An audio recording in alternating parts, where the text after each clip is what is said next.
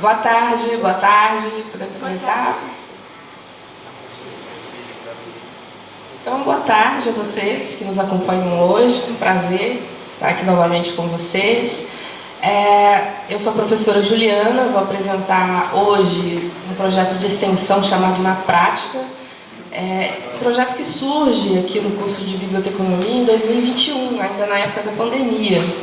A nossa intenção era promover uma visão aplicada dos conteúdos trabalhados no conjunto de disciplinas da biblioteconomia e mostrar para os alunos, de fato, essa visão prática dos conteúdos.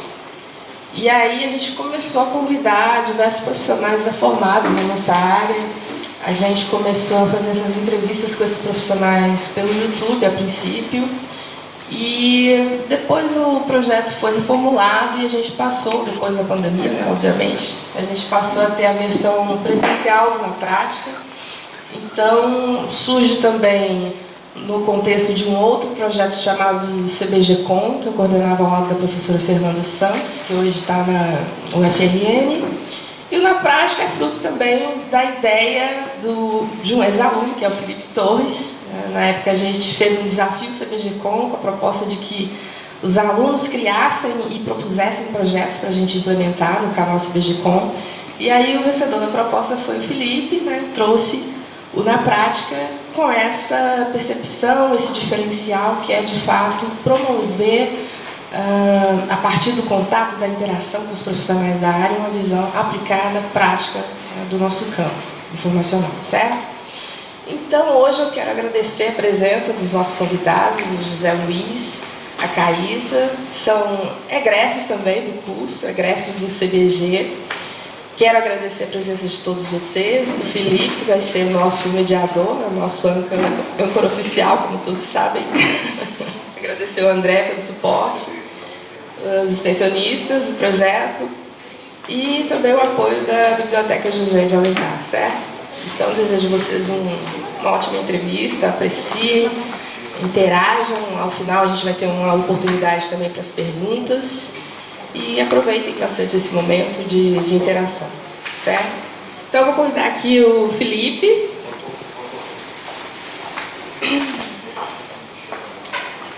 Vou convidar a Caísa para sentar aqui no nosso sofá do Jô Soares. E vou convidar também o José Luiz. Eu passo a palavra ao Felipe, que vai apresentá-los. Oi, pessoal, boa tarde, tudo bem? Como a professora Juliana falou, a gente tem esse projeto com o intuito de explorar ao máximo as potencialidades que existem na biblioteconomia por parte da visão dos profissionais formados e que exercem suas atividades profissionais atualmente. Então, a gente vem aí desde 2021, desde o contexto remoto, com a pandemia, com todos os momentos que a gente atravessou naquele período, até hoje, quando a gente conseguiu lançar o projeto no modelo presencial, mas sempre explorando toda essa diversidade que existe dentro da biblioteconomia. Eu estava até relembrando aqui hoje, quando eu cheguei, a diversidade que a gente trouxe, principalmente de sotaques, quando a gente estava no remoto e no presencial também. Na última edição, lá na Praia Vermelha, a gente teve uma convidada de Fortaleza, então a gente ficou uma pessoa de Fortaleza, uma pessoa que foi formada lá em Manaus também, então a gente consegue explorar bastante assim o que a biblioteconomia oferece para a gente, o que a gente pode tirar, o que a gente pode mostrar também dentro da universidade, como que a gente aplica, como que a gente vê essas pessoas que foram para o mundo de fato, que passaram pela biblioteconomia. Então, hoje, aqui na Semana de Bíblio, a gente tem dois profissionais, a Caísa e o José, que são de organizações bem distintas, e a gente quer trazer aqui mais uma vez essa pluralidade, essa potencialidade, toda essa força que existe dentro desses dois contextos. Então, para começar, eu vou apresentar a Caísa, tem uma mini bio aqui dela que eu vou ler rapidinho para vocês. Bom, a Caísa, ela é formada em Biblioteconomia e Gestão de Unidades de Informação pela UFRJ, é membro do Grupo de Pesquisa Rede de Competência em Informação, atua como analista de requisitos na RITS Brasil, multinacional do Grupo América Móvel, possui interesses em organização e representação da informação e do conhecimento, tecnologias da informação, comunicação e serviços digitais, assim como inteligência artificial, modelos e sistemas colaborativos de indexação, representação e recuperação da informação em contextos dinâmicos e competência em informação. Caísa, é um prazer estar com você aqui. Posso falar do prazer também de ter estudado com ela durante os 4 anos aqui no FRJ. A gente dividiu aí muitas conversas, muitas aulas, provas, trabalhos, muitas angústias também, né, que a gente sabe que existe dentro da universidade. Então, é um prazer ter você aqui de novo, foi um prazer estudar com você e agora é um prazer poder te ouvir desse outro lado, né? Então, quero agradecer muitíssimo o convite que a gente fez, o aceite que você fez no nosso projeto. É um prazer ter você. Então, vou passar a palavra para você. A gente tem um microfone ali para ela também. Então, para a gente iniciar... Alguém pode pegar um microfone para a Caísa, por favor?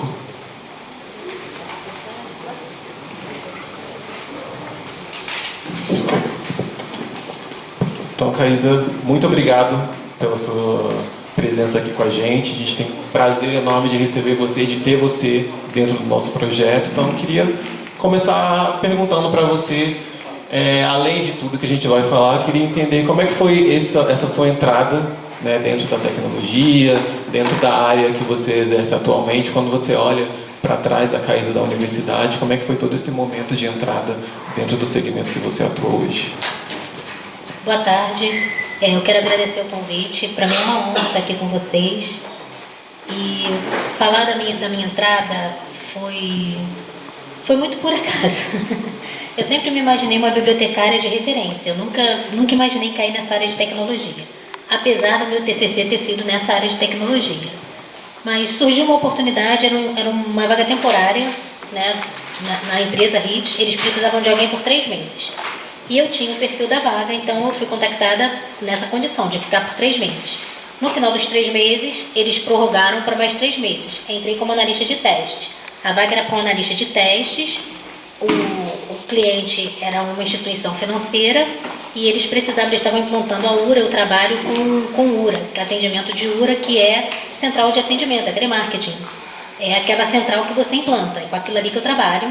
Eu fui contratada para ser analista de testes para essa central.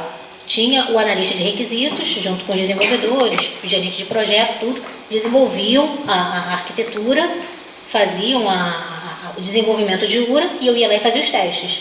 Né? Eu elaborava o roteiro de testes, eu recebia o fluxo, que é a arquitetura da URA, desenvolvia os roteiros de testes com todas as hipóteses que você tem, quando você liga, você fala, você pergunta e não consegue o atendimento que você quer, tudo isso.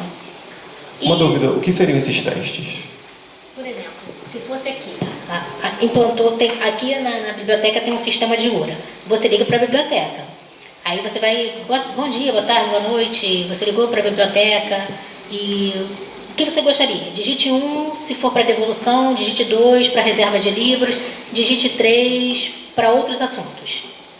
Então, eu recebia, é isso que eu fazia esse roteiro, né? Eu simulava, eu criava a simulação de todos esses cenários de testes de quando o cliente liga. Quando você liga para o teu banco, vamos supor, Banco Bradesco, boa tarde, eu quero saber meu saldo, ou eu não quero saber meu saldo, eu quero fazer uma transferência.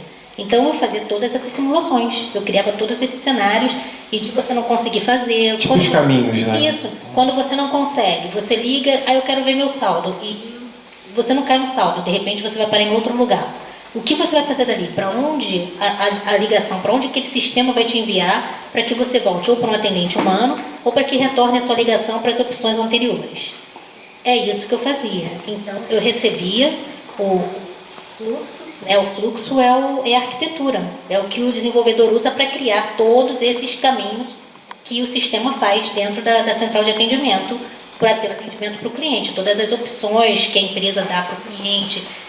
Vamos botar, se for uma instituição financeira, você tem a opção de habitação e dentro da opção da habitação você tem vários outros segmentos. Você vai pagar extrato, você vai dar lance no seu imóvel. Se for veículo, você também tem todas essas opções. Você entra para o serviço de veículos, mas dentro do serviço de veículos você pode ter atendimento ao sinistro, você pode pedir reboque para o seu carro, você pode pagar sua fatura.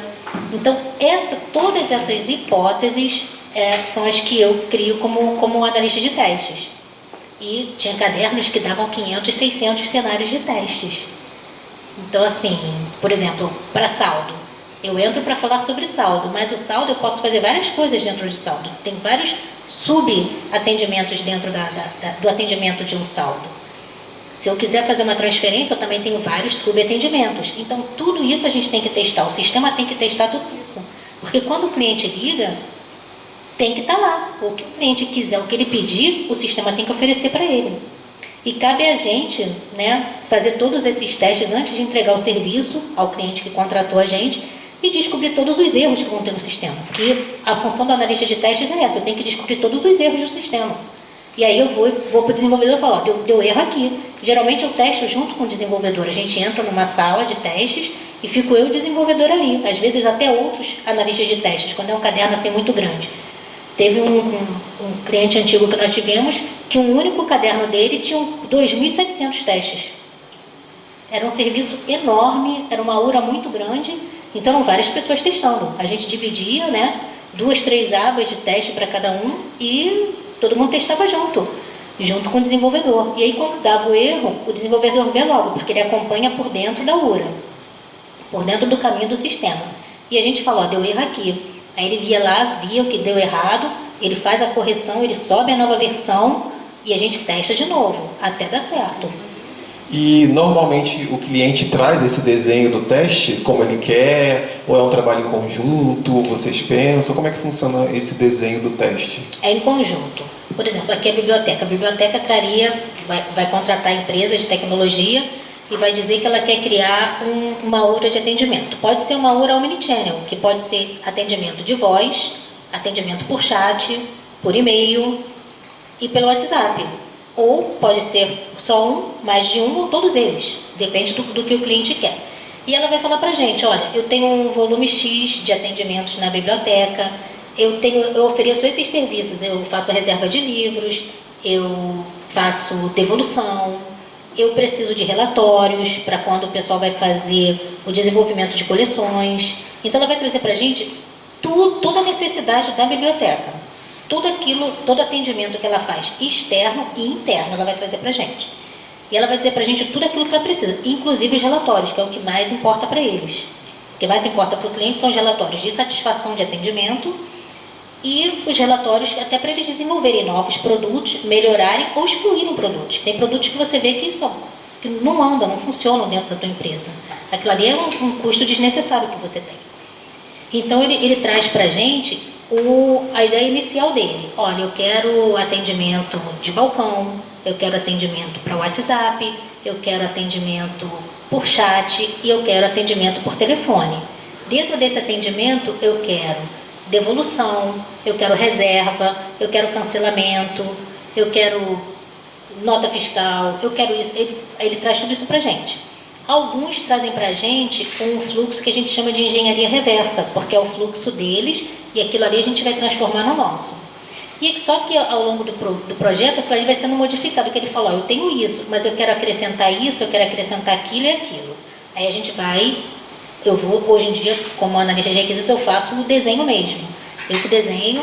Aqui na faculdade, a gente vê isso na aula de arquitetura da informação. Na aula de arquitetura da informação, a gente vê com o Visage. Só que lá eu uso o Visio. Na empresa que eu trabalho, eu uso o Visio. E é ali que a gente faz essa arquitetura. A gente faz todo esse desenho de como o sistema vai se comportar, o que vai ser ofertado para aquele cliente. E aí é um trabalho em conjunto, eu, o desenvolvedor e o cliente, porque eu desenho o fluxo e mando para o cliente validar. Aí ele fala, não, ainda não é isso que eu quero, muda isso, tira isso, não, isso aqui não vai ficar legal, isso aqui vai ficar... Eu quero que você acrescente mais tantas opções de menu, porque aí no menu saúde. Aí ele fala, não, eu quero que você acrescente aí no menu saúde, eu quero que você acrescente saúde a domicílio, eu quero que você acrescente... atendimento, teleatendimento, entendeu? É quase que uma taxonomia, né? Uma vai entrando na outra. Isso aí. E aí a gente vai fazendo esse desenho e depois, quando o cliente decide tudo, ele fala, ó, esse fluxo aqui, essa é a arquitetura que eu quero, essa é a URA que eu quero. Aí eu mando para o desenvolvedor. Aí o desenvolvedor constrói. Enquanto o desenvolvedor está construindo a URA, eu estou fazendo o roteiro de testes. Aí eu pego aquele fluxo e vou construindo todos esses roteiros. Eu simulo como se eu fosse o cliente. Eu sou o cliente e eu quero ser atendido, mas eu quero ser atendido para isso, para isso, para isso. E a gente faz os testes positivos e os testes negativos. Por exemplo, você ligou para a central de atendimento tal, digite 1 para falar com o atendente ou digite 2 para outros assuntos. Eu não digitei nenhum nem dois. Como é que a outra vai se comportar? Então... Porque isso pode acontecer, né? E o sistema tem que responder, tem que trazer algum retorno. Isso, porque às vezes o cliente está falando com a central de atendimento, mas ele está distraído na hora, ele não digitou o número certo, ele digita um número errado, ele não digita nada. Às vezes está distraído, o cara nem percebe o que a central de atendimento falou para ele. Então, a URA tem que ter também uma resposta de como ela vai se comportar assim. O cliente traz para a gente essas ideias, como ele gostaria que estivesse o sistema dele. Mas isso a gente vai construindo em parceria ao longo do tempo. Porque ele vai vendo o que se adapta, o que não se adapta. Aí entra a central de negócios, entra o relacionamento de negócios do cliente, para ver o que é viável e o que não é. Então, assim, é um trabalho em parceria. Bacana. E quando você fala, né, desse trabalho constante de validação, de entender o cliente, de entender os testes, vocês lá trabalham com muitos segmentos ou tem um segmento voltado? Vários segmentos. Você tem contato com diversos também? Diversos. Caramba, então diversos. Você percebe uma diferença muito grande nesses testes quando varia de segmento? Sim. Muita variação? Tem muita variação. Tem variação, inclusive, tipo assim, instituição bancária. Nós temos mais de um cliente de instituição bancária. Entre eles existe diferença. Tem coisas que são obrigatórias, que é a própria FEBRABAN que obriga. É uma norma deles, é uma lei, tem que ser feito dessa forma. Então a gente segue aquilo ali. Mas de um cliente para outro varia muito. Às vezes dentro do próprio cliente, porque entra a central de negócios. Às vezes a central de negócios dele, para um determinado segmento é melhor assim, para outro segmento já tem que ser uma coisa completamente diferente. Bacana. E já que a gente está falando disso também, respeitando aí a questão do sigilo, né, a questão da segurança da informação, você poderia citar algum projeto, alguma iniciativa que marcou, seja pelo trabalho, seja pela especificidade dos processos, de tudo que envolveu a construção desse sistema? Você poderia citar assim, um projeto para a gente e comentar um pouquinho a respeito? Teve um projeto que foi do Banco Bradesco, foi um projeto muito grande, envolveu muitas pessoas. Foi um projeto que nós levamos 2 anos praticamente no projeto, porque ele reformulou toda a central de atendimento e não é só... O Banco Bradesco é enorme, ele tem inúmeros serviços, ele tem várias parcerias. Então esse projeto foi marcante pela complexidade dele. Então quando a gente liga para o Bradesco tem uma mão sua lá. Tem. Vou lembrar sempre disso agora. Pode reclamar. Não, pode reclamar sim, a gente faz o que o cliente pede, né? Mas tem um trabalho da Qualquer coisa a gente fala que conhece a Caísa. Tem, esse foi um trabalho que chamou minha atenção. E teve um outro que eu trabalhei nele recentemente, que foi para o Ânima Educação. Eu também achei bem... É um grupo, né? É um grupo. Eu achei bem interessante também pela especificidade de ser da área de educação. E eles tinham, assim, eles têm um canal que é só para os funcionários deles mesmos, né? É só para os colaboradores da Ânima. Então era um perfil totalmente diferente do perfil de URA para o cliente. Até porque envolve assim, parcerias deles. Então eu achei uma dinâmica bem interessante. Eu achei uma URA bem interessante. Bacana. E quando você fala dessa questão de teste, de validação, eu imagino que você deva conversar com muitos setores, muitas pessoas, muitas formações, muitas experiências. Como que é para você esse contato dentro da empresa com outros profissionais que entendem que você sendo da biblioteconomia talvez muita gente não conheça, ou tenha um pé atrás, ou quando a gente está falando de uma pessoa que trabalha na empresa há muito tempo e talvez não conhece alguém formado em biblioteconomia, como é que é esse contato junto com esses outros setores na condução desse processo que é totalmente tecnologia? Foi, assim, eu não sei se é pela equipe que eu trabalho, a equipe que eu trabalho é ótima. A gente tem uma gestora que ela é muito inclusiva. Ela inclui muitas pessoas. E ela deixa isso ela pontua muito isso. que a Caísa não é obrigada a saber a parte de tecnologia. A formação da Caísa não é de tecnologia. Então, e a própria equipe em si, eles têm a maior paciência. Às vezes eu estou lá com o desenvolvedor, eu tenho que fazer o desenho do fluxo, e eu chamo o desenvolvedor e falo, não sei como fazer, eu não sei como é que eu vou colocar isso aqui no fluxo. Me diz o que você, como desenvolvedor, pensa em fazer nessa arquitetura para eu tentar desenhar o que está na tua cabeça. Até para quando chegar na hora dele, né, o negócio está bem ajeitado e vocês trabalhando sempre em conjunto nessa colaboração. Isso, porque eu não sei desenvolver um sistema. Eu até tentei, a igreja pagou um curso, eu fiz um curso de Java. Foi uma tragédia isso em casa. Foi um estresse terrível. Na hora de que você vai fazer aquele monte de código, tem uns códigos que o negócio não acaba nunca. Como que era? Era um no Java e o outro no Python, né? Era eu no Java e meu filho no Python. Cada um em um computador quebrando a cabeça lá em casa. Uma coisa de louco. Então, assim, eu preciso muito da parceria deles. Eu preciso muito pedir ajuda. E essa parceria é bem forte, né? É bem forte. Às vezes eu ligo para minha gestora e falo, Rose, não consigo pensar no que fazer nisso daqui que você me deu, nessa tarefa que você me deu, não sei para onde ir. Ela, não, calma, vamos lá, passo a passo, não sei o quê. Pensa, vamos tentar. E o negócio sai, o negócio flui. Que bom, que bom. Acho que quando a gente tem uma equipe assim que trabalha junto, né, que é bem colaborativa, acho que as coisas tendem a fluir muito. Eu lembro muito nas aulas, a gente sempre falava, você gosta de trabalhar com pessoas, de lidar com pessoas, com sistemas, não sei o quê. Isso era um assunto que vinha muito, assim, nas aulas. E aí as pessoas, eu não quero trabalhar com pessoas, não quero trabalhar com sistemas, não sei o quê. Quando a gente está lá no mercado de trabalho, né, tá lidando com outros setores que estão esperando da gente, né, que estão exigindo, que tem toda aquela questão dos resultados, da produtividade, a gente vê assim, a importância de lidar, né, com outras pessoas dentro dos seus contextos, dentro das suas áreas. Então é um ponto assim, que acho que chama muita atenção quando a gente olha assim, para esse ponto que a Caísa está levantando.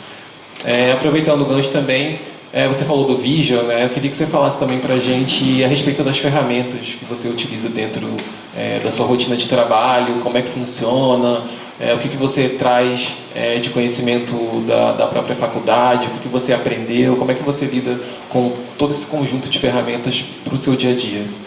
Eu uso muito o Visio, eu uso planilha Excel, porque os roteiros de testes são nas planilhas Excel, até porque eu tenho que subir isso para o repositório do cliente, até para quando eles têm auditoria. Alguns clientes têm o Startinho, subir a planilha no Startinho é um parto. O que é essa ferramenta? Essa ferramenta é um repositório, igual a gente tem aqui o Pantheon. É como se fosse o Pantheon da área da ciência de dados. Eu subo aquilo ali, é uma plataforma de dados mesmo. Então, é igualzinho, é igual o Pantheon. Quem já fez estágio aqui em biblioteca, já lidou com o Pantheon, vai saber. Você tem lá todas aquelas subdivisões, é igualzinho. Eu vou abrir lá a pastinha daquele cliente, aí eu vou abrir a pastinha da URA que eu estou subindo, aí ali eu vou colocar o Visio e vou colocar a planilha do Excel, por isso que tem que ser em Excel. Outros clientes têm o repositório, não o Startinho, é o Octane, é uma outra plataforma, mas que é a mesma coisa, é um repositório de dados. É para que fique armazenado lá todos os dados, todos os testes, eu tenho que subir teste por teste, eu salvo os testes, eu tenho que coletar o log dos testes, o log vem em linguagem de máquina e a gente tem que converter, aí eu tenho que jogar no JSON e ele faz a conversão para mim. Ele converte de linguagem de máquina para linguagem humana. E aí eu faço a análise do log para ver se não houve erro de programação, né? O log estando certinho como tem que ser, aí eu subo nesse repositório. E isso fica armazenado lá para o cliente. É uma segurança dele, até para quando ele passa para a auditoria interna. E fica tudo lá. Tudo que a gente faz sobe nesse repositório de dados. Que o cliente tem contato, tem acesso. Tem. Até um controle também, né? Para ele ver o que está sendo feito, uma transparência. Né? É o cliente que fornece isso para a gente. Agora a gente está entrando muito na área de IA. Agora a gente tem a empresa Genesis Cloud e a maioria dessas URAs estão sendo feitas em cloud.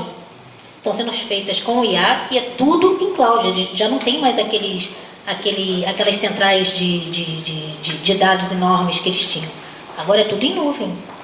E aí já é uma outra metodologia, uma outra dinâmica, mas eles também têm um repositório. Isso é que é muito assim, é muito curioso da nossa área. Por quê? Eu vejo muita coisa da biblioteconomia dentro da central de atendimento. muita coisa, muita coisa mesmo.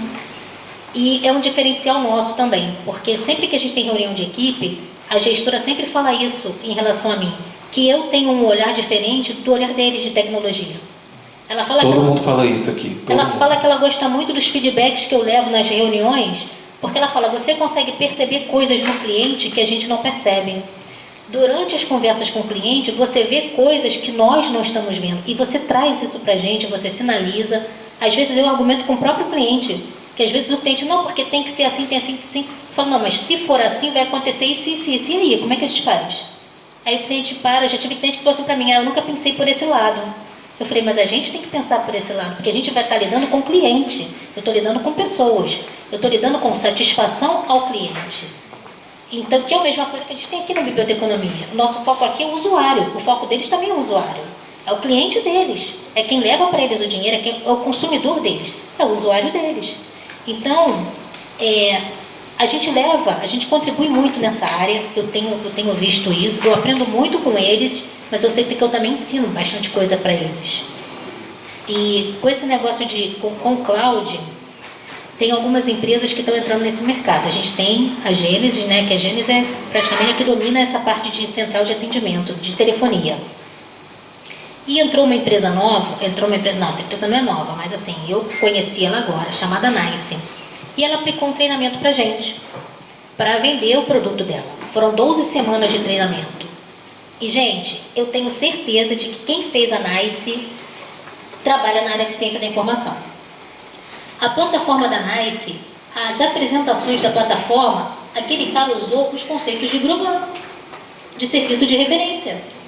Ele usou os conceitos. Então, assim, tem profissionais da informação que já estão nesse mercado e estão contribuindo muito, estão fazendo diferença. E estão construindo plataformas de centrais de atendimento voltadas para o usuário. Ele usou todas as linguagens da biblioteconomia naquele treinamento. Mas assim, todas elas ligadas à inteligência artificial. Eles estão muito focados nessa parte de processamento de linguagem natural. A gente tem plataformas, a Gênesis é uma, a Nice principalmente, em que quando você liga para a central de atendimento, a IA faz uma análise de sentimento. Ela faz análise de sentimentos do atendente, que isso aparece para a gente na tela. Né? Para quem tem o perfil da plataforma, perfil de controle de qualidade, perfil de supervisor ou perfil de administrador, você tem acesso a essa parte de relatórios. Os agentes, eles têm esse acesso, mas somente do atendimento deles. A gente tem do atendimento como um todo. E aí você vê a análise de sentimentos dos funcionários do atendimento. Você vê a análise de sentimentos do cliente em relação às respostas que o atendente dá para ele. E você vê a análise de sentimentos do atendente. E você vê a própria IA já fazendo a construção e fazendo sugestões. E o próprio sistema já vai fazendo, mediante toda essa análise, ele vai direcionando as filas de atendimento. O Felipe ligou querendo falar sobre veículos. Mas o fulano atende melhor, sabe lidar melhor com o atendimento de veículos, sabe explicar melhor. Então, todo mundo que entrar para veículos vai ser direcionado para aquela fila, para aquele atendente. Aí o outro tem mais facilidade de responder sobre habitação, entende melhor do assunto, domina melhor o assunto. Quando for habitação, vai para o outro atendente. Mas para fazer um atendimento personalizado. Sabe? O objetivo é esse, um atendimento personalizado. Mas essa classificação é feita com base em quê do atendente? Da formação, do conhecimento? Como é que funciona isso? Com base no sentimento. E análise de sentimento. Entendi. É todo o consentimento. Não é mais a parte técnica, não é mais só o conhecimento. É o sentimento que o atendente passa durante o atendimento é que vai fazendo com que ele ganhe pontos ou com que ele perca pontos. E com que ele seja direcionado para um certo atendimento ou outro.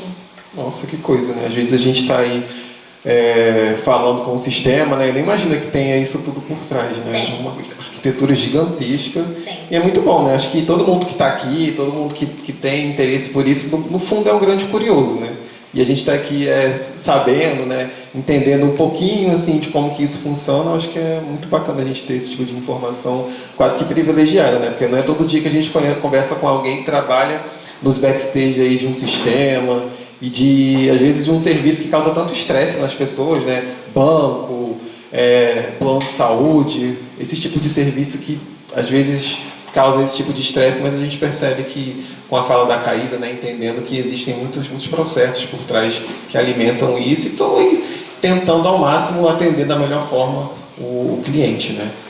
E aí, Caísa, aproveitando que a gente está aqui no espaço da universidade, né, falando do FRJ, falando da biblioteconomia, queria que você contasse para a gente um pouco, você já falou um pouquinho, mas queria que você comentasse um pouco mais a respeito da relação do seu trabalho com as disciplinas, né, com aquilo que você viu dentro do curso da biblioteconomia, como que você enxerga essa relação aí, aula versus mercado de trabalho. Conta um pouquinho para a gente. É uma relação... eu vejo lá fora, falando pela minha área, o que eu vejo que a gente usou, que a gente aprendeu aqui: automação, TIC, arquitetura da informação, serviço de referência, porque a gente precisa para atender o cliente, e muito processo, análise de processo.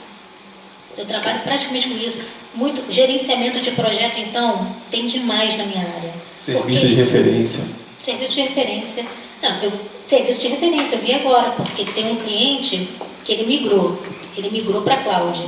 Então, a gente precisa fazer a extração dos últimos 5 anos de atendimento dele na plataforma que ainda não era cloud. E aí a gente teve que fazer a extração, só que para isso a gente teve que criar um repositório. Aí eu gostei muito de participar, eu vi como é criar um repositório, né? Eu vi pelo outro lado. Como é que é? Eu vi o lado do engenheiro, né? Dele criando. Eu passei para ele as necessidades do cliente e ele foi criando o repositório. E aí, às vezes eu entrava e perguntava para ele: Mauri, e aí, como é que tá? Aí ele me mostrava um pouquinho, né? Não, a interface ainda tá muito, como é que foi que ele falou? Não foi arroz com feijão, não. Ele falou assim: a interface está ainda muito primária, muito maternal. Ele falou: a interface está muito maternal, olha só. E aí ele foi construindo. Então, assim, às vezes a gente entrava em reunião e ele ia apresentando. Aí eu achei bem interessante você ver a criação o passo a passo, né, para se chegar a um repositório. Não é um repositório como o nosso, porque o repositório é conforme o cliente pediu, que vai atender as necessidades do cliente. E eu fiquei responsável de fazer eu faço muito documento, né? Não sei se é por causa da área de biblioteconomia, eles jogam muito documento para mim fazer. Muito. Quando é documento, então, de passagem, a gente finaliza a URA, então a gente tem que passar para a central que vai fazer o acompanhamento, né? O pessoal da área de incidente. Então eu tenho que fazer um documento técnico que é enorme, com tudo detalhado, todos os códigos, tudo. Eu faço geralmente com o suporte do desenvolvedor. E os últimos documentos que eu fiz, não teve erro na hora da gente fazer a passagem. Então agora os outros gerentes, mesmo os gerentes que não são do meu projeto, me dão acesso ao projeto deles para que eu faça para eles esse documento e envie para o setor que tem que enviar e finaliza a nossa parte. Aí é o cliente e a área de suporte, já não tem mais a ver com a gente. E eu fiz um documento para o cliente para essa extração de dados. Só que o cliente precisa recuperar os áudios. E aí, como é que ele ia fazer para recuperar? Aí nós fizemos um documento e o desenvolvedor criou um sistema de recuperação de informação para ele, né? E aí eu fiquei me metendo, claro, né? Eu falei: a busca vai ser como? Vai ser, como é que vai ser a busca? Vai botar por quantos... Busca avançada, busca simples? Busca simples, busca avançada, quais os termos de busca? Vai fazer busca conjunta, ele vai poder buscar por mais de um? Não, e aí foi bem legal assim, ver essa parte, né? Ele fazer essa construção, poder acompanhar nas reuniões, porque eu já não participo, porque é a parte técnica mesmo, mas eu fui vendo assim, de bloquinhos em bloquinhos, como é que ele foi construindo, foi bem interessante. Então, muita coisa do nosso curso é usada na área de tecnologia, muita coisa mesmo, mas, assim, um pouquinho de cada disciplina nossa. Eu vejo um pouquinho de cada um. Eu vejo marketing no meu trabalho, eu vejo as matérias aqui de tecnologia, né, que é TIC, automação, arquitetura da informação, eu vejo muito gerenciamento de projetos, eu vejo serviço de referência, eu vejo recuperação da informação, eu vejo sistemas de organização da informação e do conhecimento, porque eles têm, todos eles têm, a minha empresa mesmo tem, nós temos uma biblioteca, e eles têm biblioteca, eles têm glossário, com os termos, eles têm tudo isso. Então, eu vejo praticamente tudo do nosso curso. Vejo estatística e lógica, então, gente, raciocínio lógico eu vejo o tempo todo, porque tudo é lógica. Tudo em sistema é lógica. Lógica clássica. Lógica clássica. Eu lembro das nossas aulas de lógica clássica sempre que eu estou lá fazendo um fluxo, porque eu tenho que fazer a decisão. Se é isso, se é sim, vai para cá, se é não, vai para lá. Eu falo, olha, lógica clássica. Tá aí o motivo, né? Tá aí, porque a gente tinha que ter lógica clássica. Legal, acho que às vezes quando a gente está aí na rotina de universidade, né, cansaço, muita matéria, muita coisa, a gente não consegue ver às vezes a aplicação daquilo no mundo real, né? Quando a gente passa dessa fase aí da academia, da faculdade, vê isso sendo aplicado e sendo levando muito a sério também, né? Os processos que dependem daquilo, as pessoas que dedicam suas vidas àquilo, né? O trabalho, o que elas são cobradas. Então, eu acho que é um resultado, um feedback muito bom, assim, quando a gente passa por esse momento na universidade, chega no mercado de trabalho, acompanha e entende aquilo, né? Eu lembro disso aqui, eu fiz isso aqui, agora eu estou entendendo. Acho que as coisas fluem melhor dessa forma, né? Acho que é bem bacana quando a gente vê isso aí na prática, né? Então, eu queria saber de você também, você comentou um pouquinho no início também a respeito dos diferenciais, né, do profissional da informação, do bibliotecário dentro do mercado de trabalho, seja na tecnologia ou em outros segmentos. Eu queria saber da sua visão, da sua vivência, como é que você enxerga aí os diferenciais, né? Você se enxergando enquanto profissional e os outros se enxergando você também enquanto profissional, e os diferenciais que você traz. Como é que você vê esse conjunto de diferenciais que a biblioteconomia oferece no mercado de trabalho? Eu vejo como assim, são diferenciais fundamentais. Eles são o diferencial que o bibliotecário leva hoje para o mercado de trabalho, seja qual for o nicho de mercado que você vai entrar. É fundamental. Por quê? Hoje em dia, tudo gera dados. Tudo é dados. E o bibliotecário é a pessoa mais apta e mais capacitada a lidar com todo dado, de qualquer forma. Você pega um log para ler, está em linguagem de máquina, você converte para a linguagem humana, mas você é capaz de ler aquilo ali. Você é capaz de entender a estrutura daquele log, você é capaz de entender a estrutura em que foi feita aquela chamada, você consegue identificar as informações ali, o que é mais importante. O bibliotecário ele tem um olhar diferenciado para as coisas. A gente consegue bater o olho e ver logo onde está o erro. Sabe? É uma coisa que parece que salta para a gente. Então, eu acho que isso é um ponto muito positivo que nós temos, que nós levamos isso para o mercado de trabalho. E o bibliotecário, ele tem uma facilidade de escuta muito grande. Então, eu acho que esse é um outro diferencial muito grande na parte em que nós aprendemos com eles. Aprendemos com profissionais de outras áreas, conhecimento que nós não temos, né? Porque a tecnologia não é a nossa área de conhecimento. Mas a gente tem essa capacidade de aprender, porque nós temos uma capacidade de escuta muito grande. Nós temos uma percepção, e nós somos curiosos, né? O bibliotecário são pessoas curiosas, a gente gosta de aprender, a gente gosta de descobrir as coisas. E isso é muito importante nessas outras áreas. Na área de tecnologia, eu acho que quem foi para a área de judiciária também, para quem estiver na área de engenharia também, na área médica, na área de saúde, eu acho que isso é o legal da interdisciplinaridade do nosso curso, que a gente, quando entra na reunião de integração, né, a gente ouve falar muito de interdisciplinaridade do curso. Eu, particularmente, não entendi nada no primeiro dia, né? Na reunião de integração do curso. Não entendi nada. Falei, pô, que interdisciplinaridade é essa? Ao longo do curso a gente vê muito isso, mas também não compreende. Mas quando você entra no mercado de trabalho, que você vai lidar com profissionais de várias áreas, eu lido com o pessoal do ramo bancário, do ramo da educação, da tecnologia, e você consegue ver que você entende essas pessoas, você entende o que eles estão fazendo, você entende o que eles estão trazendo para você, a proposta de trabalho que eles estão trazendo para você, você é capaz de participar daquele projeto, você é capaz de dar soluções para o projeto, você é capaz de ver erros no projeto. Isso é a interdisciplinaridade do nosso curso. Então, assim, eu acho que esse é o diferencial que a gente faz. Legal. Acho que são, como você disse, são diferenciais aí de muito peso, né? E eu acho que também a gente pode perceber que o bibliotecário, ele é muito organizado, né? O que você acha? Demais. Tá. Demais. Isso faz toda a diferença. Eu conheço gente no trabalho que tem uma dificuldade enorme de usar Planner, por exemplo. né, aquela organização do fluxo, do que está vindo, do que já foi. E quando a gente tem esse olhar organizado, né, no mercado de trabalho, a gente vê que isso é muito valorizado, né? Eu percebo que tem muita desorganização, até da mente das pessoas, né, da forma como você vai trabalhar aquilo que você está fazendo, né? E na faculdade existe esse incentivo muito grande da organização. A gente fala muito de organização da informação e do conhecimento, mas tem a organização do pensamento também, né, dos processos, de como que você vai lidar com aquilo. E o tempo todo a gente está sendo cobrado, está sendo observado, né? Na faculdade a gente é muito observado pelos professores, no mercado de trabalho a gente também é muito observado, então nada muda. Então, quanto mais a gente puder aproveitar as experiências na faculdade e contextualizar no mercado de trabalho, quando a gente sai, né, da universidade, melhor, né? Porque só muda o contexto, né? As atividades, as observações acontecem da mesma forma. Caísa, então, para a gente finalizar, queria que você deixasse uma mensagem para as pessoas que estão assistindo a gente. A gente está falando com um público que está na universidade ainda, né? Então, queria que você passasse uma mensagem, dicas, alguma coisa que venha na sua mente baseada nas suas informações, nas suas vivências, que você deixasse de mensagem para as pessoas que estão assistindo a gente agora. A mensagem é para que vocês tenham uma mente aberta.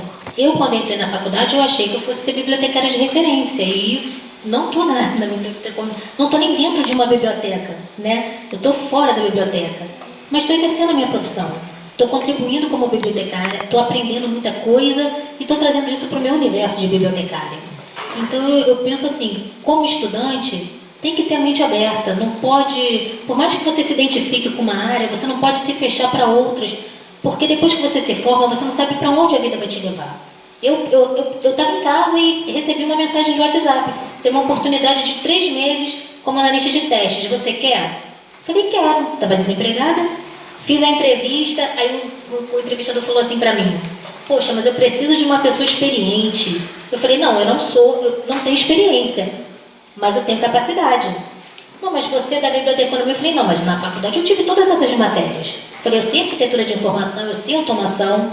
Aí ele foi, cada coisa que eu falava que eu tinha, né? Eu falei, tudo isso está no meu histórico. Ele ia arregalando assim o olho para mim. Ele tá, vamos fazer um teste de 3 meses. Fiquei 3 meses. No final de 3 meses, ele renovou meu contrato por mais 3 meses. No final de 6 meses, ele me efetivou. E eu estou lá há 3 anos. Então, assim, você tem que ter a mente muito aberta. Você tem que estar pronto para tudo. Você tem que aceitar se desafiar, né? Eu acho que a palavra é essa. Vocês, como graduandos, tem que se permitir ser desafiados pelos profissionais que vão seguir.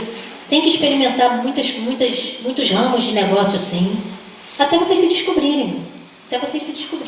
E o mercado é grande e eu acho que o mercado está crescendo cada dia mais para o bibliotecário. Cada dia mais. Agora, com essa de tudo em nuvem, é um mercado excelente para a gente, porque eles precisam de alguém para organizar isso tudo. Eles não sabem, isso é fato, eles não sabem. Eles têm muitos dados, eles produzem muitos dados, eles armazenam esses dados todos, mas eles não têm noção de como recuperar, eles não têm noção, às vezes, nem do que fazer com todos esses dados. Então, a dica que eu tenho é essa, é mente aberta. É mente aberta, aproveitar as oportunidades que aparecem e se desafiar, aceitar o desafio e mostrar do que vocês podem, o que vocês são capazes, até onde vocês podem chegar, até onde vocês se permitem chegar.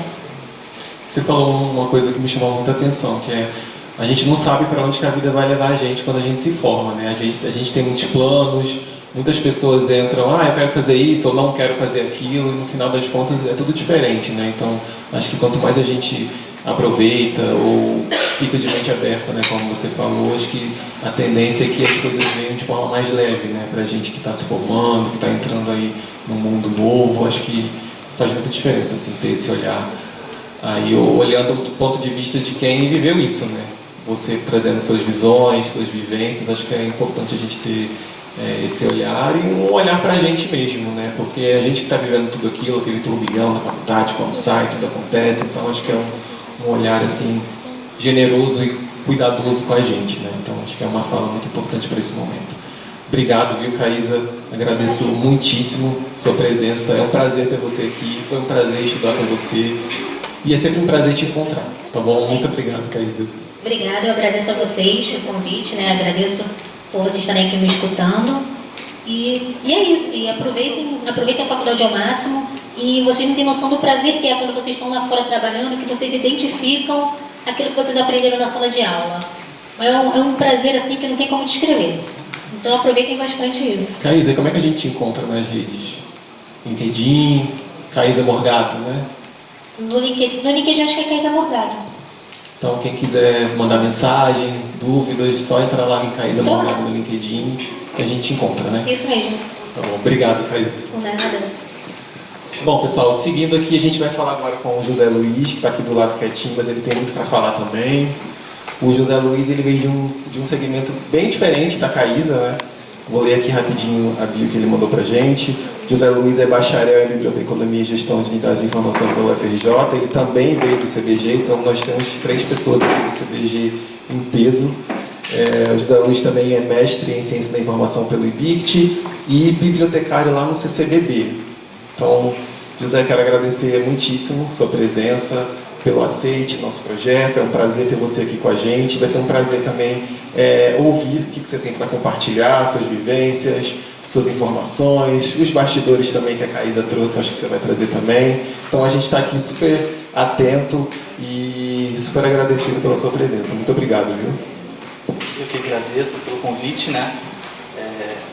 Confesso que ouvindo tudo que a colega estava falando aqui, eu fui ficando um pouco nervoso, porque tem a questão do sigilo, então tem que me policiar muito. Ah, mas você dá um jeito. Para falar aqui com vocês.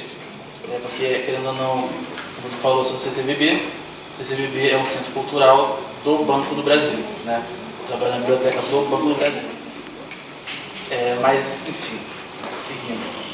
É um centro cultural, então assim, é uma biblioteca, assim como essa aqui, mas tem esse diferencial do centro cultural, né, que aí tem toda uma questão de atividades que a gente tem que proporcionar, e aí a colega falou do marketing, isso é muito importante. A gente fica, eu lembro na época da graduação, eu fiquei, caraca, marketing, por que eu estou estudando marketing? Estou trabalhando na biblioteca, né? Aí ficava, caramba, não faz sentido isso para mim. E hoje em dia, na biblioteca do Centro Cultural, eu vejo que é importante porque assim, a gente não vende um produto, né? Então a gente tem que atrair, né, no caso dos usuários, que seriam os clientes da gente ali. Então assim, é interessante falar dessa questão dessa relação com as disciplinas, que eu me formei em 2016. Ontem eu estava vendo o fluxograma, mudou muita coisa. E aí eu fiquei, caraca, isso aqui não tinha na minha época. Acho que a galera vai sair um pouco mais preparada. Porque eu confesso que quando eu me formei, eu saí daqui muito perdido no mercado de trabalho, sabe? Não é simples, não vou dizer que meu Deus do céu, é um absurdo, mas não é simples. Tenho em mente essa questão de que vocês já vão ter o conhecimento. Porque eu vou fazer 1 ano agora no CCBB e eu nunca tinha trabalhado na biblioteca. Eu era um bibliotecário que atuava muito em arquivo. Meu primeiro estágio foi aqui na reitoria, no DGDI. Eu fiquei até 6º período. E eu tinha um receio muito grande de trabalhar na biblioteca. Falei, caraca, não vou saber fazer uma catalogação, não vou fazer uma classificação, meu Deus, CDU, CDD, eu não sei nada disso. Então, assim, hoje em dia eu vejo que é normal esse medo. Tenham esse medo, porque vai fazer com que vocês corram atrás para aprender mais, né, para vocês não ficarem ansiosos de tentarem, né, a questão de se desafiar é muito importante mesmo. E assim, você vai desenvolver aquilo ali porque você já tem um conhecimento. De fato, é como é o projeto, na prática. Hoje em dia eu tenho um contato já com a CDU, amo e odeio a CDU, né, mas hoje em dia que eu estou tendo esse contato maior. Né? Porque a gente acaba saindo da graduação muito só na teoria, no campo das ideias. Às vezes o estágio supervisionado, o estágio obrigatório, não dá conta da gente ter essa prática toda. Né? A gente às vezes não consegue no estágio, nem em biblioteca. Eu fiquei muito tempo em arquivo. Né? E aí a gente fica muito sem saber para onde vai e tudo mais, mas tenha em mente que vocês já têm um conhecimento. Vocês vão sair daqui com um conhecimento. E quando vocês estiverem fazendo aquela coisa toda, caraca, eu já sabia. Estava ali o tempo todo, sabe? Isso é muito importante. Porque quando eu me formei, eu passei um período muito de nervosismo no mercado de trabalho. Só que aí vem a questão das surpresas, né? Quando a vida leva a gente para cada lugar. Eu fui fazer uma entrevista numa vaga de auxiliar para trabalhar no arquivo. Só que aí quando a pessoa que estava fazendo a entrevista viu a minha graduação, ela entrou em contato com a gerente, e a gerente pediu para fazer uma outra entrevista só comigo. E aí me foi ofertado um cargo de supervisor de projetos, por conta da biblioteconomia. E aí eu trabalhei juntamente com uma arquivista, que vem a questão de trabalhar com outros profissionais, né? E aí foi esse caminho, aí sempre saindo de distanciamento da biblioteca, né? Quase que involuntariamente. E aí agora veio essa oportunidade do CCBB, e aquele mistério, aquele medo todo se dissipou. Você vê que não é um bicho de sete cabeças, classificação, processamento técnico todo, no geral, serviço de referência, isso tudo vocês vão desenvolvendo quando vocês estiverem ali agora. E não, assim, pelo menos se tiver sorte de estar num lugar bem tranquilo. Mas assim, você vai desenvolver, vocês vão conseguir fazer tudo isso de forma bem fluida. Bacana. E o fato de você não ter tido experiência anterior na biblioteca, conta pra gente como é que foi esse início, como é que você foi parar lá, como é que as coisas aconteceram para você ir parar no CCBB? Então, uma dica que eu já vou dar para vocês agora é criem laços entre vocês, sabe? Isso é muito importante, porque a gente não sabe o dia de amanhã, e eu recebi um comunicado de uma amiga minha, que também é daqui do curso, a Francine Rodrigues, bibliotecária maravilhosa, e aí ela falou assim: olha amigo, tem uma vaga de bibliotecária aqui no novo CCBB, e precisa ser preenchida com urgência. Aí eu fui lá, biblioteca, lá vem meu desafio. Fui mandar meu currículo, e aí eu fui entrar em contato, né, com esse universo aqui da biblioteca, e aquilo eu falei: caramba, não vou conseguir fazer, mas as pessoas vão ajudar vocês, elas vão passar para vocês, e como eu disse, você já tem o conhecimento, ele está ali. E aí eu fui desenvolvendo, né, fazendo aos poucos, tudo com calma e tudo mais. Tive o grande desafio que lá também funciona no final de semana, né? E aí eu estava ali me vendo como responsável do plantão. Eu fiquei: caramba, e agora? Bibliotecário na biblioteca e responsável de um plantão e tendo que lidar com tudo isso.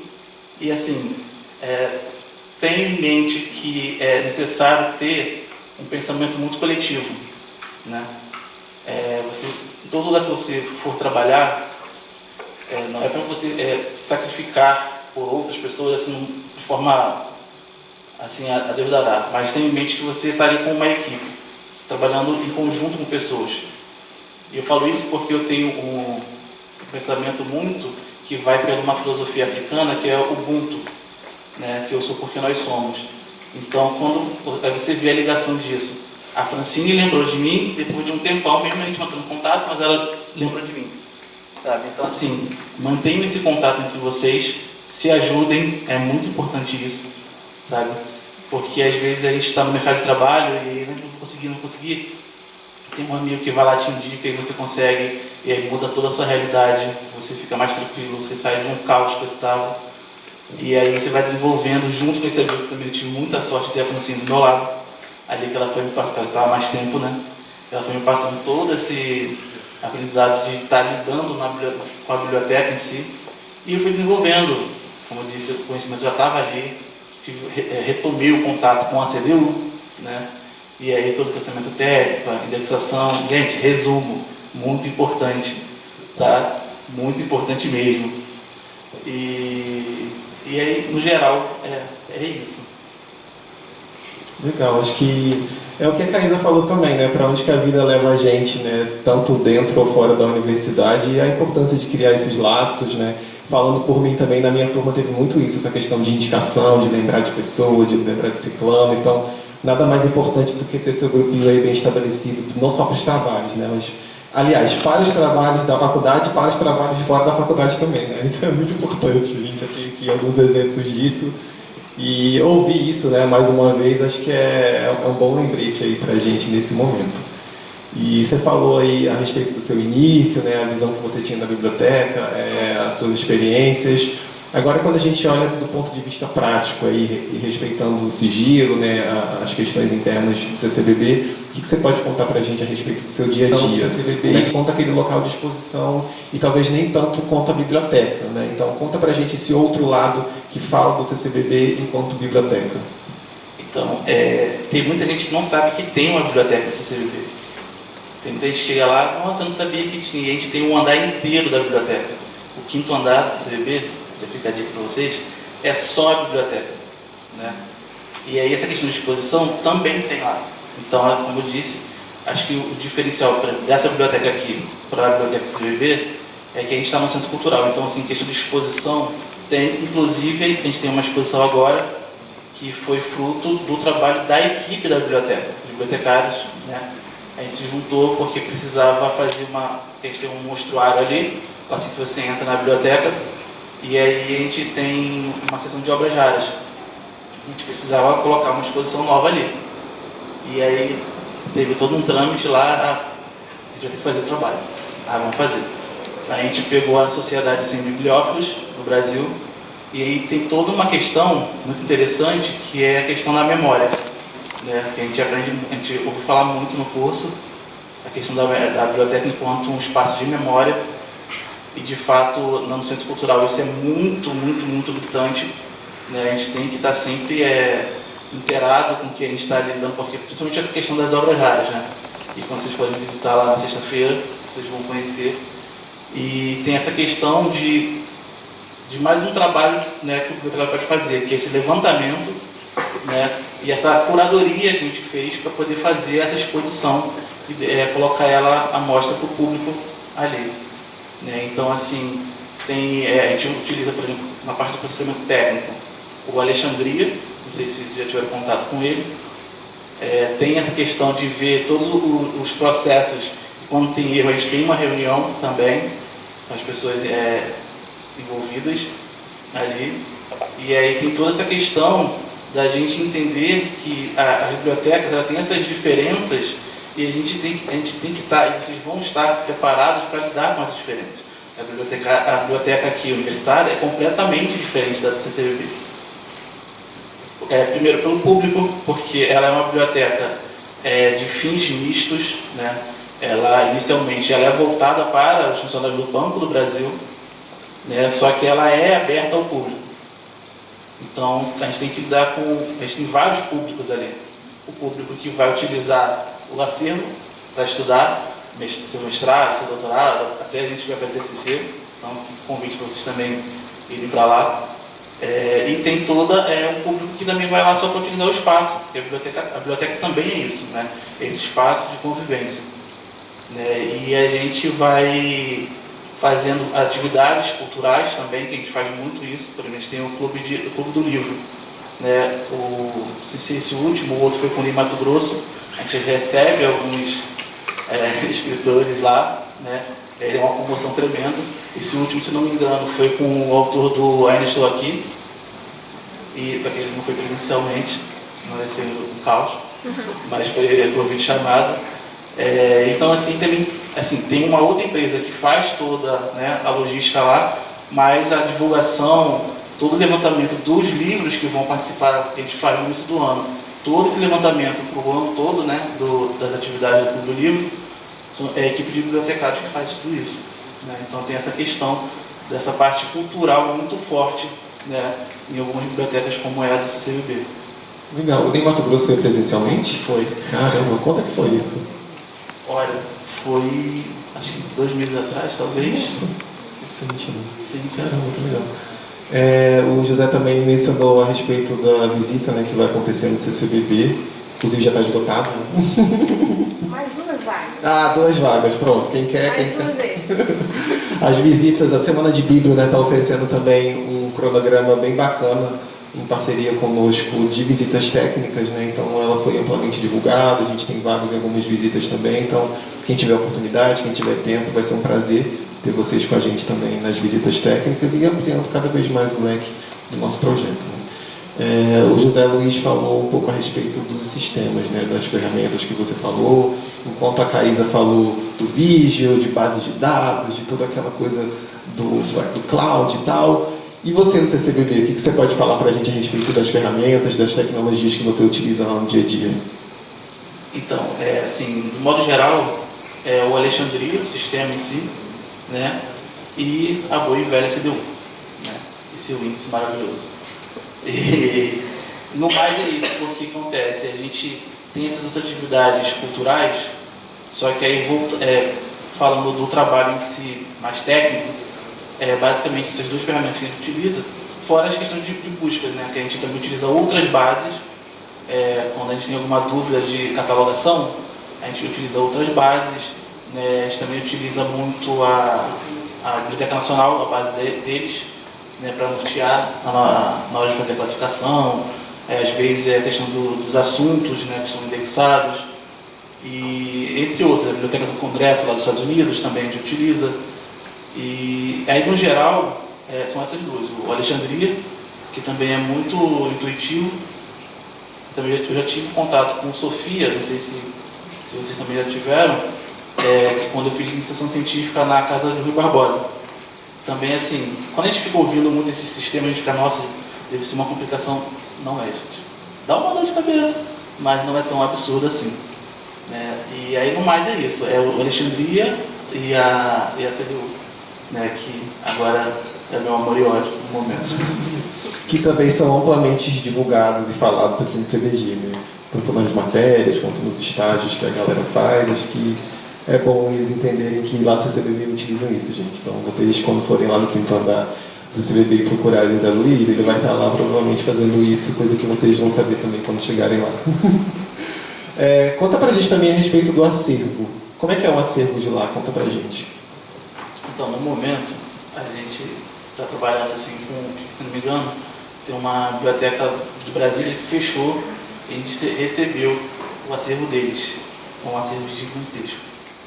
E aí a gente faz toda essa questão da migração, né, da biblioteca deles para a nossa. Né. Atualmente, se não me falha a memória, a biblioteca do CCBB ela tem cerca de 200 mil livros exemplares, eu acho, por aí, um pouco mais talvez. Né. E aí a gente tem essa questão do acervo geral, né, tem as obras raras. A gente tem duas coleções especiais, que é do Mozart de Araújo, né, e do Melchior, e tem a parte de periódicos, que a gente tem algumas revistas de Veja, umas mais Piauí. A Piauí, inclusive, chegou recentemente uns números novos. Né, então, a gente tem o acervo geral, obras raras, essas duas coleções, periódicos. Tem o espaço infanto-juvenil, que é a famosa porta giratória, que é bom livro, né, que muita gente vai lá só para tirar foto. Tem lá, e do lado tem o espaço dos pequenos leitores, né, que é para os pequenininhos, tem as cadeirinhas, tudo bonitinho. Vocês vão ver tudo isso. E também tem uma parte de anexo, que o escopo da biblioteca não é tão voltado para matemática, essas tecnologia, assim, né, marketing, mas a gente tem um anexo, que é uma parte que fica todo esse acervo dessa área, no caso. Você tem falado bastante do marketing, né, que eu estou percebendo. Conta pra gente a importância do marketing lá no CCBB. Então, se hoje a gente ainda tem gente que não sabe que tem uma biblioteca no quinto andar, então isso mostra o quanto a gente precisa do marketing. Né? Porque o Banco do Brasil tem um site, né, e aí a gente corre atrás, olha, bota o texto assim, bota o texto assado, para poder divulgar. Né? Principalmente o Clube do Livro, quando tem exposição que nem essa dos 100 bibliófilos. Então é necessário que a gente chame a atenção, porque é aquilo. A biblioteca, para se manter, ela não está vendendo um produto. Né? Quando a gente pensa em marketing, a gente vai para a questão da gestão e a gente pensa na venda, né, de um produto, tudo mais, um lucro voltando e tal. Então a gente, como biblioteca, a gente tem que ter esse público circulando ali. Então a gente tem que se mostrar, né, se mostrar ali no site, no prédio inteiro, ter exposições. Então a gente tem que sempre pensar nessa questão da divulgação do espaço. E como eu disse, nem todo mundo está ali para utilizar o acervo. Tem gente que está ali só para utilizar o ar-condicionado, só para utilizar a internet. E a gente tem que fazer com que esse marketing chegue para todos, né? Porque a gente precisa desse público. O estar ali na biblioteca é o retorno que a biblioteca precisa, né? A gente precisa de ter gente ali, né? A biblioteca vazia, os livros são importantes, mas sem ninguém para ler, não faz sentido. Você falou do Clube do Leitor, né, que levou o em Mato Grosso. Quais são as outras iniciativas que existem na biblioteca? Então, da biblioteca em si, a gente também trabalha com um programa educativo que tem no prédio, mas não é da biblioteca, é o programa educativo, que eles fazem atividade com crianças, principalmente no final de semana, se não me engano, né, e outras atividades também. Então, assim, a biblioteca, ela trabalha em conjunto com o espaço da biblioteca trabalha em conjunto, né, com outros programas do CCBB como um todo. Então, às vezes, a gente empresta, por exemplo, alguns acervos, alguma parte do acervo para algumas exposições do prédio, né? E aí tem o do livro, que é diretamente da biblioteca em si, embora seja a logística toda de uma outra empresa. Tem, o que mais? A questão do empréstimo. O empréstimo não chega a ser uma atividade, né? Mas é uma ação para contemplar o público em geral, porque o empréstimo do CCBB ele é destinado para funcionário do Banco do Brasil ou dependente de funcionário, aposentado também conta. Então, assim, para que a gente possa atender o público em geral, a gente fez um intercâmbio entre bibliotecas, né? Que aí, por exemplo, a Biblioteca da Letras aqui, ela tem convênio com a gente. Então, a gente tem que falar com o bibliotecário ali, pegar um documento, pegar todos os dados dos livros que vocês precisam e levar lá. Dessa forma, a gente faz com que o público de fora possa interagir com o nosso acervo, né? Não só lá presencialmente, mas levar o livro emprestado. E não é só entre bibliotecas de universidades, né? A biblioteca de bairro também conta. Então, isso mostra como o CCBB quer alcançar cada vez mais, né, o público em geral, porque senão ficaria muito restrito. De nada vale, né, essa restrição com um acervo tão grande como é o do CCBB. Essa relação de parcerias a gente encontra no site? Como que a gente faz para descobrir? Então, a gente tem o e-mail da biblioteca e os telefones também se podem ter em contato. Mas se vocês estiverem pelo centro, tranquilos, com o tempo, chegarem lá, a gente tem uma relação, né, uma planilha com todas as bibliotecas que fazem convênio com a gente, que estão disponibilizadas lá. Só que não, essa tabela, essa planilha, ela não está disponibilizada para o público. Mas se vocês entrarem em contato, vocês podem obter a resposta. Inclusive, se você tiver uma biblioteca de bairro que tem um bibliotecário, é importante isso, né? Que tem um bibliotecário lá, ela pode entrar em contato via e-mail e manifestar interesse para fazer parte desse convênio. E aí tudo isso tem, falando no site, que a gente tem esse intercâmbio e a forma de entrar em contato com a gente também. Bacana. Você falou muito do marketing, né, como você comentou e descreveu bastante. Conta pra gente também a relação com as outras disciplinas, né? Eu estou percebendo que tem muita relação com as disciplinas técnicas. Mas conta pra gente o seu olhar, a sua vivência, qual que é essa relação daquilo que você aprendeu do ponto de vista técnico e agora que você está vendo lá no dia a dia. Então, eu vou sempre falar da amada CDU, porque não sei quem está aplicando a disciplina agora, que era a representação temática na época. É o Robson ainda? Então, quando o Robson dava aula, eu falava, cara, eu não vou saber fazer isso de jeito nenhum. É muito número. Como é que eu encaixo esses números aqui, 2 pontos, e, sabe? Aquele espaço enorme no quadro, né? E lá, quando você vai fazer a catalogação e tudo mais, você tem que botar esses dados também no livro, né? Que tem toda a parte do processo de colocar a etiqueta. Então, às vezes é um espaço mínimo, o número é gigantesco. Aí você fica, caraca, e agora? Eu lembro que na primeira vez que eu peguei um número com mais de 4 dígitos, eu falei assim, você mandar embora, porque não cabe aqui dentro, eu não sei fazer isso aqui. Aí, não, cara, pode quebrar, bota aqui embaixo, segue aqui e tudo mais. E aí, quando eu começava a fazer aquilo, hoje em dia, eu nem ligo mais o tamanho do número, aí eu ficava, caraca, mané, o Robson falava disso daqui, porque eu não sei o que, a temática aqui, o assunto tal, mas aí a gente vai englobar mais coisa, aí não vai ser só 658, vai ser 658, 2 pontos, 00, não sei quanto. Então, na prática, eu fiquei, caraca, só vi o Robson. Existe mesmo isso, né? Existe. Não é exagero dele não, viu? Outra coisa que eu queria saber de você também é, você está num espaço majoritariamente técnico, né, para o bibliotecário, né, para o profissional da informação.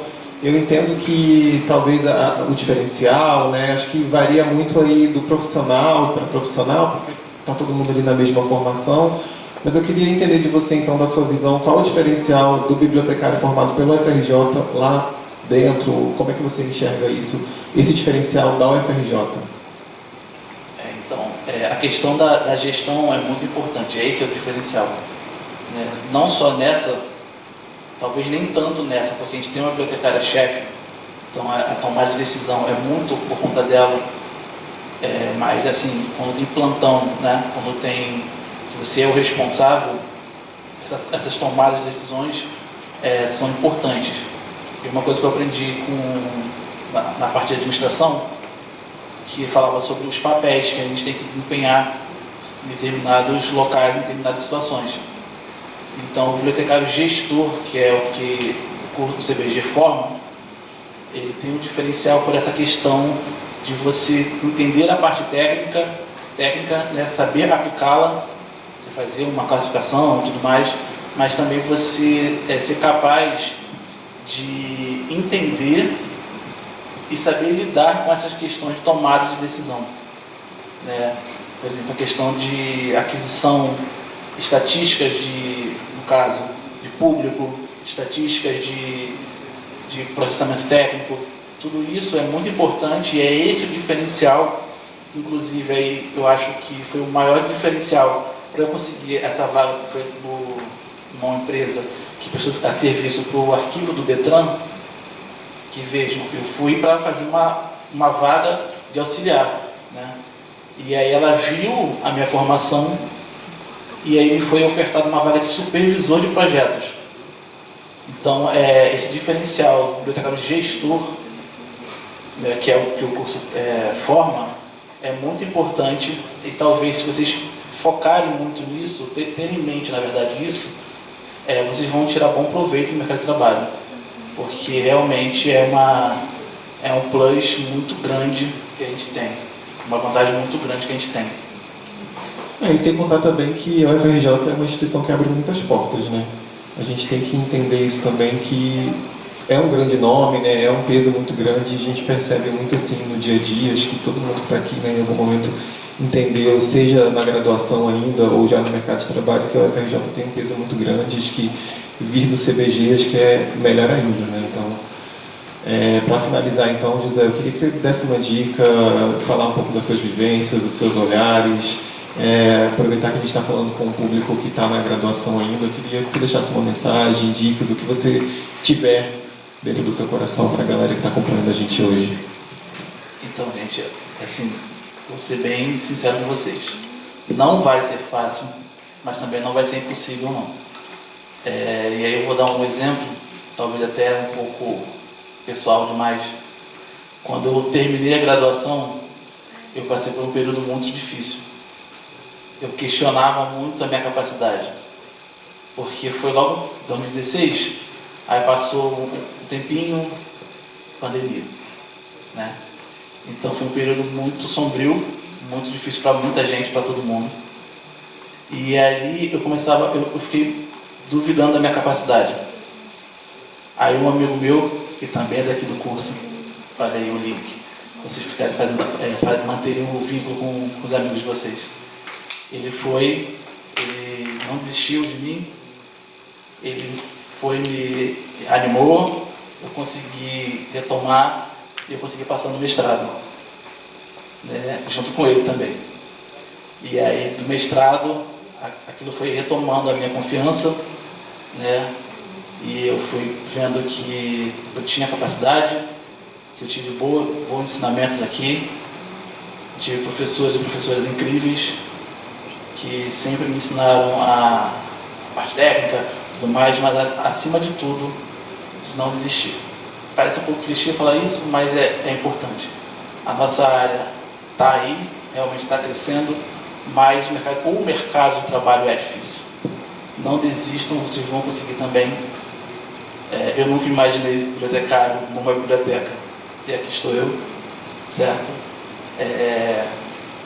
Se apeguem entre vocês, mantenham vínculos, não desistam, o conhecimento vai sair daqui com vocês. E aí, principalmente, para todos vocês, mas principalmente para as alunas negras e os alunos negros, uma coisa que meu pai sempre falou para mim é que podem tirar tudo da gente, mas nosso caráter e o nosso conhecimento ninguém pode tirar, tá bom? Então não desistam, sigam em frente, vão ser ótimos bibliotecários e ótimas bibliotecárias, e é isso. Legal, obrigado, bela fala do José, né? Acho que dá para encerrar com muito bem assim, essa fala, esse olhar. O bom assim que a gente traz muitas visões, né?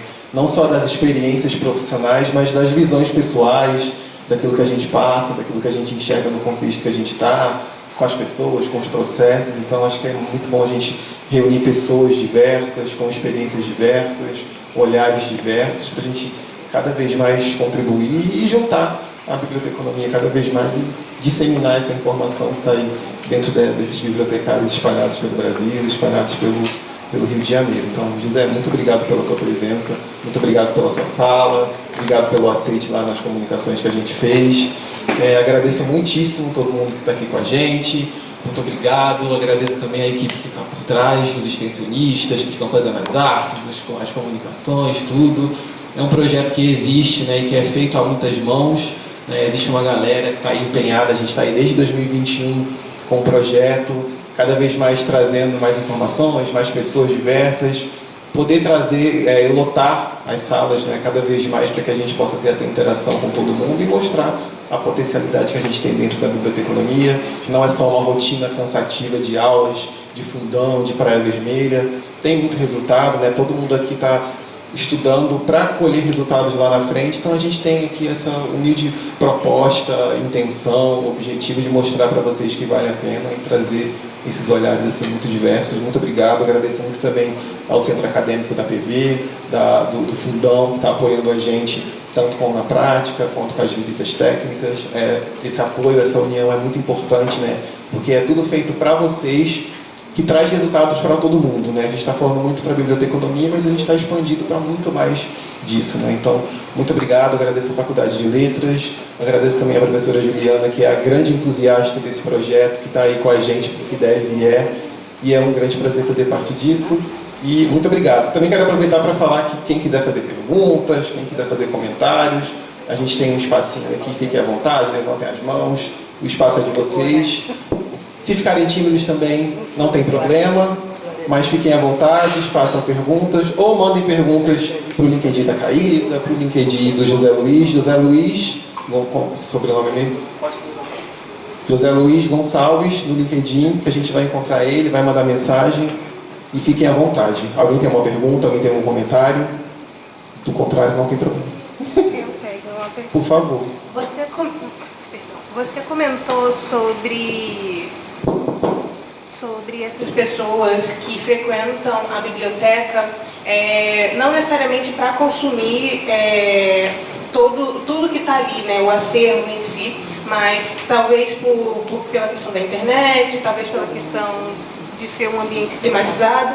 E eu queria saber, atualmente eu estudo serviço de referências com a professora Anísia, e ela passou justamente um trabalho para a gente desenvolver essas políticas, para como a gente pode desenvolver políticas ou um determinado tipo de serviço de referência para atrair essas pessoas que não costumam frequentar o ambiente da biblioteca. Eu queria saber se no seu ambiente vocês trabalham com isso, se vocês desenvolvem políticas desse tipo e como é o processo. Então, infelizmente, eu não vou poder falar sobre política para você, mas, como eu disse, né, a biblioteca ela é de fins mistos. É uma biblioteca do Banco do Brasil, né, ela surgiu para isso, para atender os funcionários, mas ela é aberta ao público. Então, o que eu posso falar para você é que, enquanto bibliotecário, você tem que ser solícito a todos que entram ali. desde a pessoa que está estudando para o doutorado até um morador em situação de rua que entra pelo ar-condicionado. Você não pode ter distinção de nenhum dos dois, né? Então é isso que eu e toda a equipe da biblioteca, dos auxiliares de biblioteca, a gente age dessa forma, tendo essa distinção, né? E acredito que o CCBB, por ser o CCBB, ele já meio que atrai o público em geral. Por isso que essas pessoas vão até a biblioteca, né? Que é um ambiente mais calmo, né? Não tem tanta gente passando. Às vezes vai ter gente que vai lá só para descansar, sabe? E tá tudo certo. E a gente tem que atender da mesma forma. É isso. Obrigada. Mais alguém? Sem mais perguntas, né? Então, tudo bem. Obrigado, pessoal, mais uma vez. É um prazer estar sempre com vocês. Acompanhe a gente nas redes sociais. Nós estamos lá como na Prática UFRJ. Tem muito post, tem muita coisa acontecendo, tem muito cronograma, planejamento, muita coisa por vir. E a gente espera encontrar vocês nas próximas edições também, tá bom? Muito obrigado, pessoal.